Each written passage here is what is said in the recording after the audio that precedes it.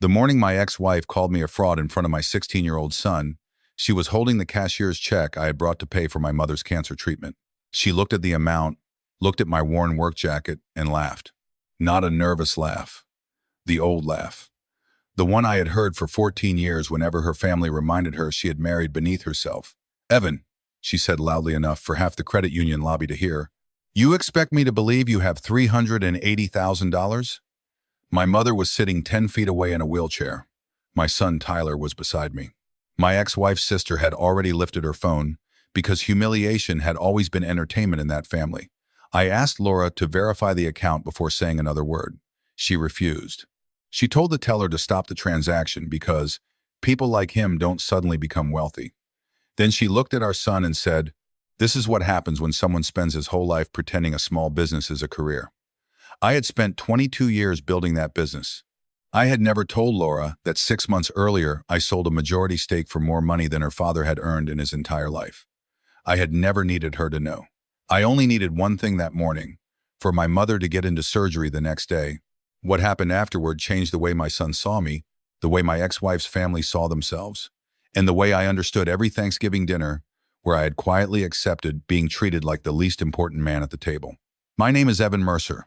I was 46 years old when this happened, and I grew up in Dayton, Ohio, in a neighborhood where nobody cared what your job sounded like as long as you showed up when you said you would. My father, Frank, repaired industrial refrigeration systems. My mother, Carol, worked 27 years in the cafeteria of an elementary school and knew the names of children long after they forgot hers. We were not poor, but we did not have much room for pretending. If the water heater broke, Dad fixed it. If the car needed tires, Christmas got smaller. If somebody lost a job, neighbors appeared with casseroles and did not post about it. That was the world I understood. Laura came from a different one. Her parents, Richard and Diane Whitmore, lived in an expensive subdivision north of Cincinnati in a house with a 2-story foyer, a circular drive, and a dining room that seemed designed mainly to intimidate people carrying ordinary plates. Richard owned several medical office buildings and talked about investments the way other men discussed weather. Diane had never worked outside the home, but she could tell you the resale value of every object in a room within 5 minutes of entering it. Laura's older sister, Melissa, married a corporate attorney named Grant who wore French cuffs to casual dinners and once asked me whether the grease under my fingernails was permanent. Laura was different when I met her. At least I believe she was. She laughed at my old truck. She ate chili dogs from a gas station with me at midnight. She told me her parents exhausted her because every conversation became a ranking. We met when I was 24 and working days at a machine repair company while taking night classes in industrial design. Laura was studying finance. She said she liked that I could build things. I liked that she seemed unimpressed by status. We married 3 years later. Her parents paid for most of the wedding and reminded us of that often enough that I eventually wished they had not. The first years were good. We rented a duplex in Beaver Creek. Laura worked at a regional bank. I saved money to start a small fabrication shop specializing in replacement parts for older manufacturing equipment. When our son Tyler was born, I slept on a folding chair beside Laura's hospital bed and cried harder than he did. I thought we were building a life together. The trouble did not arrive all at once. It arrived in comparisons. Grant bought a new Audi. Why was I still driving a used Silverado? Melissa and Grant bought a house in Mason. Why were we still in a starter neighborhood? Grant made partner. When was I going to get serious about growth? Richard would ask about my shop during Sunday dinners and call it the garage project. In the beginning, Laura defended me. "Evan has employees now, Dad. Evan's doing well." Then slowly, her defense became silence. Silence became embarrassment. By year 10, she had started helping them. At one Thanksgiving, Richard asked whether my business could survive another recession or whatever you guys call a slow month. I said we were doing fine. Laura laughed and said, "Fine is Evan's favorite word." Everyone smiled. I looked at her because I knew this sentence was not really about the business. It was about the life she believed she had settled for. My shop was doing better than anyone in that family knew. I had started with one rented bay, a second-hand milling machine, and a contract repairing packaging equipment for a food plant. By the time Tyler was 8, I had 14 employees and customers across Ohio, Kentucky, and Indiana. We manufactured specialty components other shops did not want because the runs were too small or complicated. It was not glamorous. Nobody toasted precision bushings at charity dinners. But the work was profitable, steady, and mine. I kept most of the money inside the company because growth required equipment, inventory, and cash reserves. Laura saw our household income and assumed that was the whole picture. I could have corrected her. Part of me refused because I wanted her to respect me without first seeing a larger number. That was probably pride. Another part of me had learned that every financial detail shared with her family became a new comparison. So I stopped explaining. The marriage began leaking air. Laura stayed late at work. I stayed late at the shop. We spoke in schedules and grocery lists. Whenever we fought, she eventually said some version of, "I did not think my life would look like this." I never knew what this meant. Our mortgage was paid on time. Tyler had everything he needed. We took vacations. We ate dinner together most nights. But our house did not have a wine cellar. I wore steel-toed boots to work, and her sister posted photographs from resorts where towels were folded into animals. Somehow that became evidence. The final break came when Tyler was 12. I returned home after midnight because a customer's production line had failed, and 20 workers were waiting on us to repair a custom shaft. Laura was awake at the kitchen island with a glass of wine. "Grant made regional partner today," she said. "Good for him. Do you know what he earns?" "No." "Of course you don't." I set down my keys. "What is this really about?" She looked at me with tears in her eyes. "I am tired of defending your potential." I will never forget that word. Potential. 14 years of marriage, a home, a child, a company employing 32 people, and in her mind I was still an unfinished version of the man she expected. 6 months later, she filed for divorce. I could have made it ugly. I did not. Tyler was 13 and already asking whether he had caused our fights. Laura wanted the house. I let her keep it. She wanted primary school week custody because the house was closer to his school. I agreed as long as I had generous time. My attorney told me I was giving away too much. Maybe I did. I wanted my son to have one stable address and 2 parents who could sit in the same gym without police between them. I moved into a small 2-bedroom townhouse near my shop. Laura remarried 2 years later to a man named Scott Bennett, a regional vice president at another bank. Scott was not cruel. That almost made things more complicated. He was polished, financially comfortable, and exactly the type of husband Laura's family had always imagined for her. He treated Tyler well. I never made him the enemy. What hurt was watching Laura use him as evidence that she had finally upgraded. Family Christmas photographs changed. Scott stood beside Tyler. I was not in them, obviously, but sometimes Laura posted captions like, "So grateful Tyler finally has an example of what stability looks like." The first time I saw one, I almost responded. I deleted the comment before posting it. Fighting on social media is like wrestling in mud outside a church. Even if you win, everyone remembers where you were standing. I focused on my son. I attended every soccer match I could. I taught him to drive in my old truck. I never missed a birthday. When he needed braces, I paid half without debate. When he wanted a gaming computer, I made him work Saturdays at the shop because I wanted him to understand that expensive things had hours inside them. Laura accused me of being cheap. Tyler agreed with her at the time. He was 15 and living mostly in a house where adults spoke about me as a man who never learned to enjoy success. He began noticing my clothes, my truck, my townhouse. Once when I picked him up outside a friend's house, he asked whether I could park around the corner because my Silverado was kind of embarrassing. I pretended it was funny. It was not. I remembered being his age and feeling embarrassed by my father's stained work shirts, then growing old enough to understand those stains had paid for my shoes. I hoped Tyler would get there eventually. Meanwhile, Mercer Industrial Systems grew beyond anything I had originally imagined. We landed contracts producing specialty assemblies for hospital equipment manufacturers and food processing plants. I hired people smarter than me, which is one of the best decisions an owner can make. We opened a second facility outside Columbus. An investment group approached me about buying 60% of the company while leaving me as president for 5 more years. I resisted for months because selling part of it felt like selling a limb. Then I looked at what the deal could do for employees who had spent 15 years building beside me. We created retention bonuses. My first foreman received enough to pay off his house. Several longtime employees received equity payouts they never expected. I received more money than I knew what to do with. I did not buy a mansion. I replaced the HVAC in my townhouse, which tells you something about my imagination. I bought my mother a safer car after hers started stalling. I quietly funded new equipment at the community technical school where Dad had once taken night classes. I upgraded the Silverado only after the transmission finally died. And even then I bought another pickup. Nobody in Laura's family knew about the deal.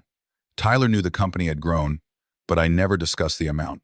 I did not want to watch my son's respect change because of money. Then my mother got sick. Carol was 73 and still living in the small Cape Cod house where I grew up. She had survived breast cancer years earlier, and we thought that chapter was closed. Then one fall afternoon, she called while I was reviewing production schedules. Her voice sounded different. "Evan, they found something near my spine." I went still. The cancer had returned and damaged one vertebra badly enough that doctors feared collapse and nerve injury. She needed surgery, followed by radiation and specialized rehabilitation. Insurance covered much of the medical care, but not an advanced reconstruction option at the hospital. Her oncologist believed gave her the best chance of maintaining mobility, plus extended private rehabilitation afterward. The projected cost was nearly $400,000. Mom cried when she told me because she knew it was expensive. "We can do the regular procedure," she said. "People do fine with it." "What does your doctor recommend?" Silence. "Mom?" The other one. "Then that is what we're doing." "Evan, I don't have that kind of money." "I do." She thought I meant loans. I let her think whatever stopped her arguing. The hospital needed confirmation of funds quickly because an opening in the surgical schedule had become available the next morning. My accountant arranged a transfer into my private account and helped secure a cashier's check at the credit union where the funds were temporarily held. I should have gone to another branch. Life likes irony too much. Laura had recently become manager of the location closest to the hospital. I did not know until I walked inside. Mom was already there because my cousin Jennifer had brought her from an appointment. Tyler happened to be staying with me that week and insisted on coming because Grandma Carol had attended every one of his soccer games she physically could. "She came to my stuff," he said. "I'm coming to hers." That morning I wore work boots, jeans, and a dark canvas jacket because after the bank I intended to stop at the shop. I looked exactly like the man Laura's family had spent years dismissing. When I approached the teller with the check, the young woman's eyes widened at the amount and said her manager needed to verify it. Then Laura walked out. Her face changed when she saw me. "Evan?" "Morning. What are you doing here?" "Paying for Mom's surgery." She looked down at the check. $380,000? "Yes." Laura actually laughed. "Where did you get this?" "My account." "What account?" "Laura, please verify it. We're on a deadline." The teller looked between us. Customers nearby had started listening. Laura lowered her voice for maybe 5 seconds. "Is this some kind of loan?" "No." "Did you sell something?" "Yes." "What?" I was already tired. "Part of the company." She stared, then shook her head. "Evan, your company is not worth this kind of money." There it was. The marriage was over. But apparently her assumptions still had lifetime access. "Please verify the check." Instead, she held it up and examined it. "Do you understand how often people create fraudulent cashier's checks? Do you understand I have an account here? You have never had this kind of account. You have no idea what kind of accounts I have." Her sister Melissa entered the lobby at exactly the wrong moment. She had come because Laura apparently texted her during a break to say Mom was there. Melissa looked at me, looked at the check, and immediately smelled drama. "What's happening?" Laura said. "Evan is trying to deposit almost $400,000 for his mother's surgery." Melissa gave me the same smile she had used at Sunday dinners for years. "Wow, manufacturing must be booming." Tyler stiffened beside me. I said nothing. Laura told the teller not to process the check until she personally confirmed everything. That part was reasonable. The unreasonable part came when she decided verification could wait while humiliation happened immediately. "I've worked in banking 18 years, she said. "I know what fraud looks like." "Then do the fraud check." "Stop telling me how to do my job." My mother whispered, "Evan, maybe we should go somewhere else." Her voice sounded small. I hated that. She was scared enough already. I told her it was okay. Laura shook her head. "This is exactly what you always do. You create some grand gesture instead of dealing with reality." I stared at her. "My mother has cancer." "I know, and I'm sorry, but you cannot walk into a financial institution with a check this size and expect nobody to question it. Question it, Verify it. Just stop announcing your opinion about me to the room. That should have ended it. Instead, Melissa took out her phone. I saw it, Laura saw it, and kept talking anyway. People like you do this all the time. People like me? People who suddenly need to prove something. The lobby quieted. You couldn't even pay Tyler's camp deposit on time last summer. Tyler looked at me. That payment had been late because Laura emailed the invoice to an address I no longer used. She knew that. Mom, Tyler said, stop. Laura ignored him. You have spent your entire life acting like that shop is bigger than it is. I felt every Sunday dinner return at once. Richard asking when I would get a real career. Melissa laughing about my truck. Laura sitting silent while I swallowed it. Only now my son was hearing the summary. I leaned toward the counter. Verify the account. She said, I don't need you barking orders in my branch.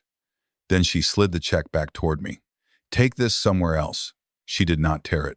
She did something that hurt more because it was colder. She stamped a large red hold across the front and wrote, Suspected irregular instrument on the transaction sheet. It meant the hospital could not receive the funds through that branch until review. Laura, I said quietly, Mom's surgery is tomorrow morning. Then maybe you should have planned better. My mother began crying. Tyler said, Mom, are you serious?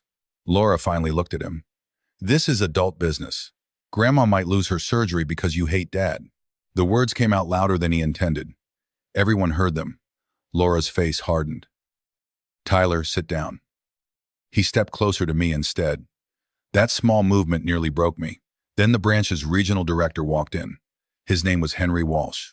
I knew him because 6 months earlier his institution had competed for the investment proceeds from my company's sale, and he had personally attended one meeting with my accountant. He recognized me immediately. Mr. Mercer. Laura turned. Henry?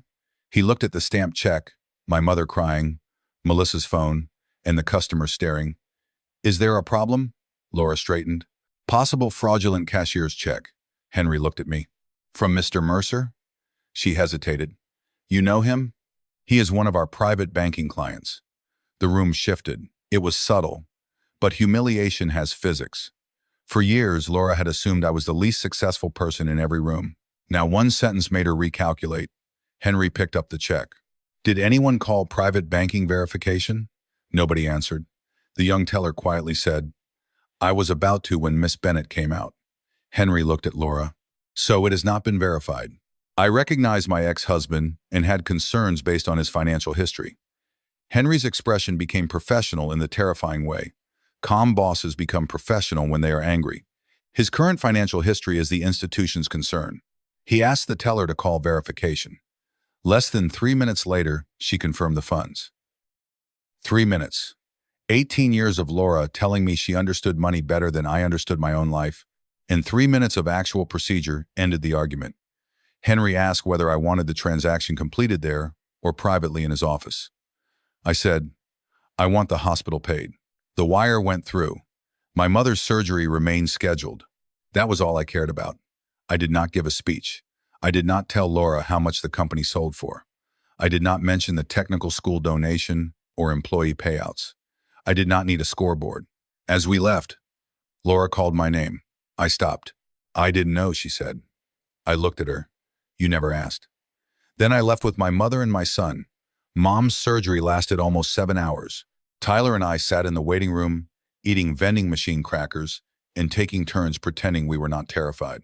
Around hour 4, he leaned his head against the wall and said, Dad, why didn't you ever tell me you had money? Because I wanted you to respect what I built before you knew what somebody would pay for it. He stared at the floor. I used to be embarrassed by your truck. I smiled faintly. I know. Mom made it sound like you didn't care about being successful. Your mother and I define success differently. Were you mad at me? For being 15? I'm 16. Exactly. Still plenty of time to be stupid. He laughed. Then his face became serious. I think I believed her because she said it so much. That hurt, but I did not punish him for honesty. When parents split up, kids hear whatever story is around them most. Your job now is learning to ask your own questions. He nodded. The surgeon came out later and told us Mom had done well. She would need months of rehabilitation, but the spinal stabilization was successful. Tyler hugged me in the hallway. I cried against my son's shoulder and did not care who saw. The bank incident should have ended there. Instead, Melissa posted a carefully edited version of her video in the family group chat. She had recorded Laura accusing me of fraud, but stopped before Henry verified the account. The caption said, "Wild morning. Evan showed up with some mystery fortune and caused a scene at Laura's branch." Within an hour, Richard texted asking where the money came from. Diane asked whether I had gotten mixed up with investors. Grant wrote, "Guess the garage project finally paid off."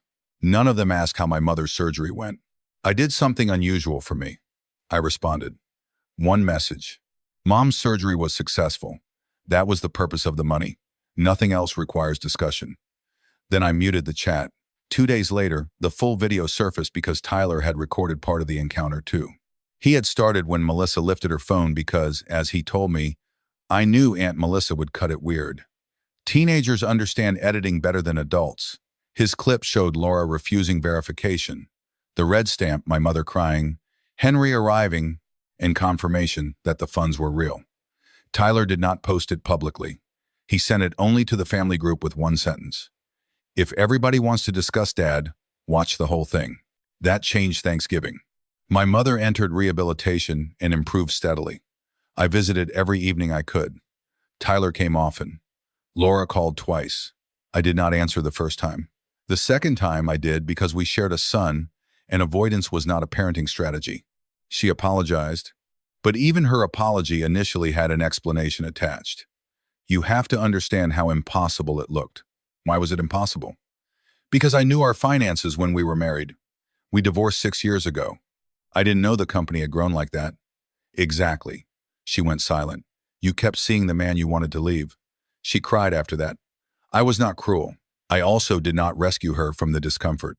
She said the bank had placed her on administrative leave while reviewing whether she had violated procedure and client privacy. I told her I had not filed a complaint. "Henry did," she said. "Then that is between you and your employer." She asked whether I was enjoying it. "No, I'm tired." That was the truth. Money does not make betrayal entertaining. It just changes what people are embarrassed about. 3 weeks later, Diane invited Tyler and me to Thanksgiving at her house. I declined. Tyler wanted to go because his cousins would be there. I told him he could. Then my mother surprised me. "Go," she said from her rehab chair. "Take me too if I'm cleared." "Mom, that family spent years talking down to me." "Then maybe it's time they practice talking to you." I laughed. She was cleared for a day trip, so Thanksgiving became the first Whitmore family dinner I attended since the divorce. Laura was there. Scott was there too. To his credit, Scott came over immediately, shook my hand and said, "What happened at the bank was wrong. No speech, no loyalty performance, just a fact." I respected him more for that than I expected.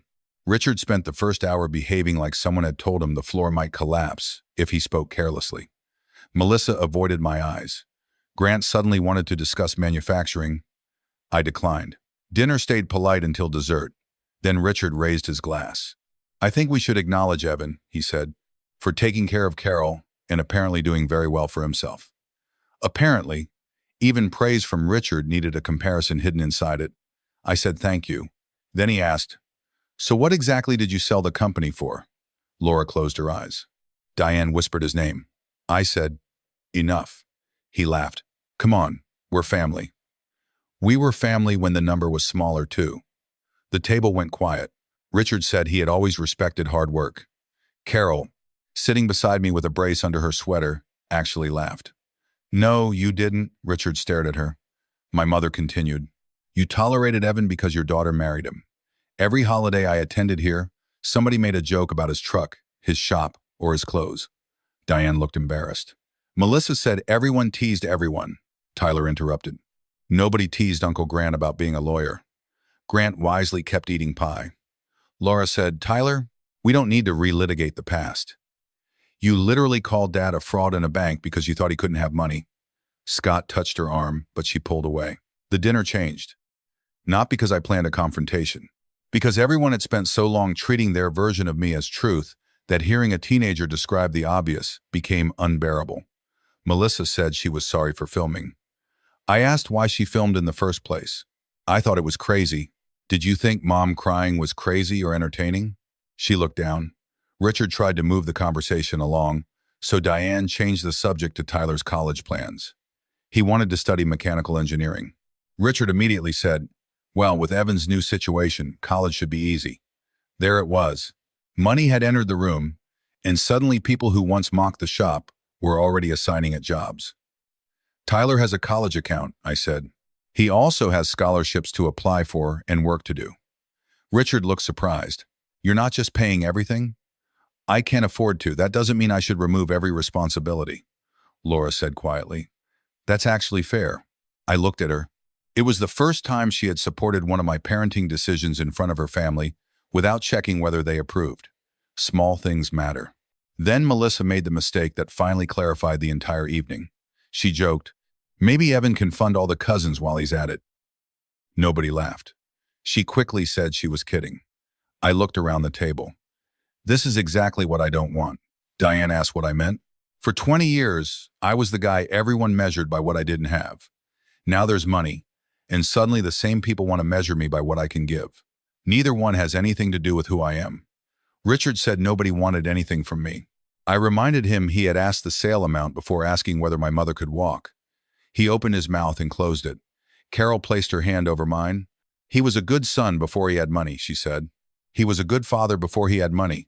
He built a business before anybody at this table thought it counted. The number did not improve him.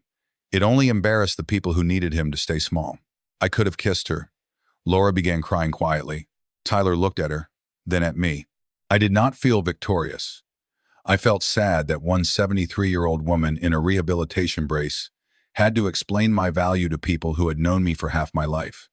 I stood and said Mom was tired. That was partly true. The bigger truth was I was done. Richard started to protest that we had not finished dessert. We've finished enough. I helped Mom with her coat. Tyler came with us without being asked. At the door, Laura followed. Evan, I turned. I'm sorry, she said. Not for the bank only. For years. I waited. I let my family's opinion become my opinion, because I was afraid they were right that I had chosen a harder life. Every time you worked late, I told myself it meant you were failing instead of building. Every time Grant got promoted, I used it against you. Then when I finally had the life I thought I wanted, I still needed you to be less successful, so leaving you would keep making sense. That was the first apology she had ever given me that did not require me to translate it. Thank you, I said.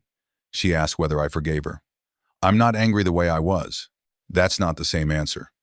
No, she nodded because for once, she accepted an answer she did not like. Tyler hugged her before leaving. In the car, he asked if I felt bad for her. Yes, even after everything, feeling bad for somebody does not mean reopening every door. He sat with that.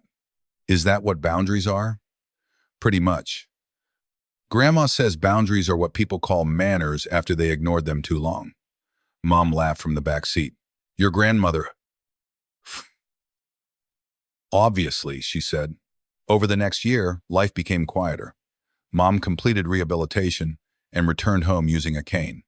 The surgery did not make her young again, but it gave her independence. I hired help twice a week, installed safer railings, and finally convinced her that accepting assistance did not mean surrendering her house. Tyler spent more time with me, not because I bought things, but because something had changed in our relationship. He started asking about the shop, really asking.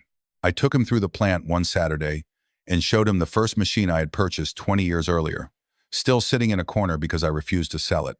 He ran his hand over the scratched metal and said, "This is what Grandpa used to do, right? Your grandpa repaired refrigeration equipment. Same principle. Find what failed, understand why. Fix it better." Tyler smiled. Sounds like family therapy. I laughed so hard one of the machinists looked over.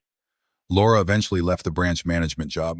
The bank did not fire her outright, but the review damaged her standing enough that she accepted a lower pressure role at a credit union outside Dayton. I did not celebrate. She became more careful with Tyler and stopped using money as a comparison between households. Scott and I developed an unexpectedly decent relationship. We were never friends, but we became two men interested in giving one boy permission to love both homes. That was enough. Melissa apologized again, this time without blaming stress. I accepted the apology and kept my distance. Richard never really changed. He became polite, which is not the same thing as reflective. At Christmas, he gave me an expensive bottle of bourbon and called my company impressive. I thanked him and left the bottle unopened for months. His approval had arrived so late that it felt like mail forwarded to an old address. I no longer lived there emotionally. The investment money changed parts of my life eventually. I bought a house with a larger kitchen because Mom liked hosting Sunday dinner and my townhouse had become cramped. I established education accounts for Tyler and two nieces on my side of the family, with enough to help but not enough to remove every choice. I funded scholarships at the technical college for students entering skilled trades. I also bought one ridiculous thing, a restored 1969 Chevrolet C10 pickup in dark blue, because Dad had owned one before selling it to pay for my sister's dental work when we were kids. Tyler asked why I bought an old truck after finally having money for anything. Because this one embarrasses you in a more historically significant way. He rolled his eyes and asked for the keys. That was growth. The deeper change had nothing to do with money. For years, I thought dignity meant enduring contempt quietly. I told myself not reacting made me mature. Sometimes it did. Other times, silence allowed people to build entire stories about me without resistance. Laura's family decided work counted only if it came with a title they recognized. Laura decided my late nights proved stagnation because she did not understand what I was building. Tyler absorbed pieces of that because children live inside the stories adults repeat. I thought showing up consistently would eventually correct the record on its own. It helped. But sometimes people also need the truth spoken plainly, not screamed, spoken. The bank morning taught me that. Laura did not humiliate me because she misunderstood one check. She humiliated me because the check contradicted the identity she needed me to keep. If I was successful, then her years of contempt became harder to justify.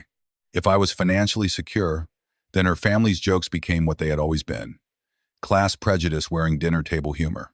If I was a good father and a capable man, then leaving me could still have been the right choice for our marriage, but it could no longer be explained as escaping failure. That was uncomfortable for her. None of that made me better than her. It simply made me real again. And I had allowed myself to become a character in somebody else's story for too long. Today, I am 48. Mercer Industrial Systems still operates with the investment group as partner. I work fewer hours and spend more time mentoring supervisors than repairing machines myself. Mom comes to Sunday dinner every other week and complains that my mashed potatoes have no personality. Tyler is 18 now and heading to Purdue for mechanical engineering. He chose it without asking whether the family thought engineering sounded impressive enough. Before graduation, he gave me a photograph framed in dark wood. It was from one of his last soccer games. I was standing near the fence in work clothes, holding a coffee, watching him on the field. Under the picture he had written, "The guy who always showed up." I had to leave the room before reading it twice, because apparently middle-aged men become emotional around framed stationery. Laura attended his graduation with Scott. We sat in the same row. No tension, no performance. Afterward, Tyler made us take one photograph together, not as a family pretending nothing happened, but as three adults connected by one young man who deserved peace without lies. Laura looked at me before the camera flashed and said, "You did good, Evan." Years earlier, I might have needed that sentence. By then, I could simply say, "So did you." That is the closest thing we have to closure. My mother's surgery check sits in a drawer in my office, or rather a photocopy of it does. The original was canceled after the transfer. The red hold stamp is still visible across the copy. I kept it because it reminds me of something I nearly forgot. Other people's disbelief does not reduce the truth. A room can laugh at you. A spouse can underestimate you. A family can build a hierarchy that puts you on the bottom because your hands are dirty and your job title does not sparkle. Your own child can absorb that shame before he is old enough to know better. None of those things define what you built, what you gave, or who you are when nobody important is watching. Self-worth becomes dangerous to toxic people the moment it stops asking for witnesses. I do not need Richard to call the shop impressive. I do not need Melissa to delete the video. I do not need Laura to regret every dinner where she stayed silent. And I do not need Tyler to feel guilty for being a teenager who believed the parent he lived with. What I needed was simpler. To stop measuring myself through people who had already decided what kind of man they wanted me to be. I built my business because I loved the work. I paid for my mother's surgery because she spent my entire life believing in me before there was anything impressive to believe in. I showed up for my son because fathers do not earn love by winning comparison contests. And when the people who mocked me finally discovered the truth, I did not destroy them. I let the truth remove the version of me they had been using. That was enough. So tell me honestly, if your ex-spouse humiliated you in front of your child and sick parent because they were so convinced you had failed that they refused to believe the truth even when it was sitting in their hands, would you ever accept their apology and rebuild a respectful relationship? Or would you decide that some people only deserve access to the version of you they were willing to respect before they knew what you were worth?